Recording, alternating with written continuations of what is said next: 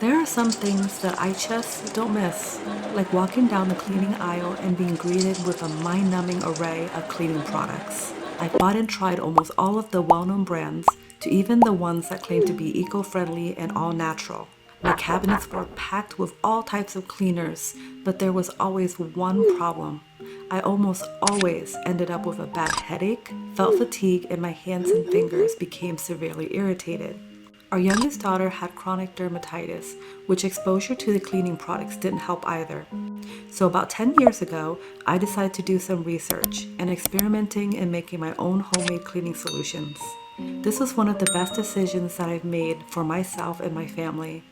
The cleaning formulas that I've been making for the last 10 years are made up of all natural ingredients, effective, don't leave any toxic residue or fumes lingering around in the home, gentle on the wallet, and smells fantastically fresh.